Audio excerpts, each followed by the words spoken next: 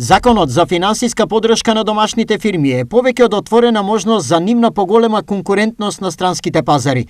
Истакна денеска од Неготино вице-премиерот за економски прашања Фатмир Битичи.